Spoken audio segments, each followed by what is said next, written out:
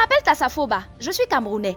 En Afrique, les gens pensent à tort que le totem, c'est ce qu'on ne doit pas manger dans nos familles. Pourtant, la notion de totem va au-delà de cette définition car le totem ouvre des dimensions incroyables à ceux qui connaissent les secrets initiatiques.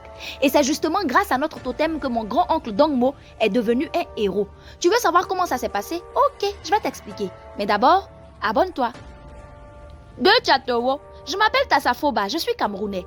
Contrairement à ce que pensent de nombreux Africains, le totem peut être un animal ou un végétal qui est considéré comme l'ancêtre et le protecteur d'un clan. Ça peut aussi être un objet de tabou et de devoir particulier.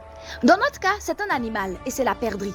Avec sa bile mélangée à d'autres ingrédients secrets, on éveille l'intelligence de tous les enfants de notre famille.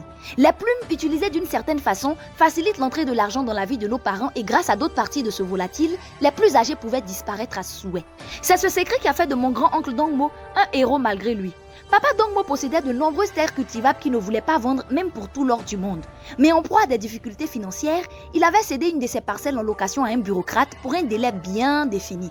Quand le délai arriva à son terme, le bureaucrate avait demandé à Papa Dongmo un peu plus de temps car il venait de planter du manioc. Mon grand-oncle qui trouva cela injuste lui ordonna de quitter immédiatement sa parcelle car le délai était arrivé à son terme. Le bureaucrate, contrairement à mon oncle, connaissait les rouages de l'administration et des procédures. L'accord de location étant verbal, il a rapidement obtenu un délai de plusieurs mois à la justice pour jouir de la parcelle de mon oncle jusqu'à ses prochaines récoltes. Ce qu'il ne savait pas, c'est que l'oncle, lui, maîtrisait les rouages de la nature. Le bureaucrate pensait avoir gagné, mais il tomba des nues quand il se rendit compte plus tard lors de la récolte que les tiges sorties de terre ne possédaient aucun tubercule. Comme si quelqu'un avait déjà enlevé tout le manioc sans même bouger la terre. Rapidement, ses soupçons se posèrent sur Papa Dongmo et l'affaire arriva au tribunal. Mon oncle n'a pas nié. Il a simplement reconnu avoir pris ce qui lui revenait de droit. Le juge, très remonté, ordonna qu'on l'enferme et passa à l'affaire suivante. Mais à peine la nouvelle affaire avait-elle débuté que mon oncle réapparut dans la salle d'audience avec une paire de menottes ouvertes qu'il tenait en main. Tout le monde éclata de rire. Le juge n'en croyait pas ses yeux. Monsieur, il faut changer ce que tu as dit là. C'est mon champ, je l'ai fait louer, c'est vrai. Mais le délai de location est fini depuis longtemps. Donc tu peux pas me condamner. Il faut changer ton verdict.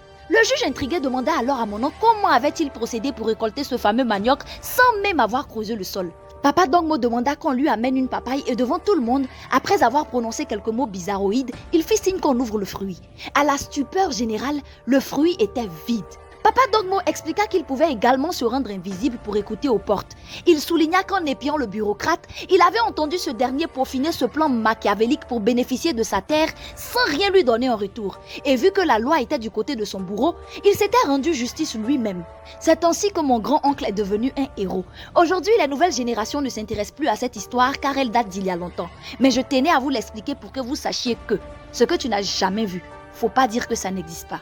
Toute ressemblance avec des faits, des personnages existants ou ayant existé n'est pas du tout le fruit d'une pure coïncidence. Ah, madame.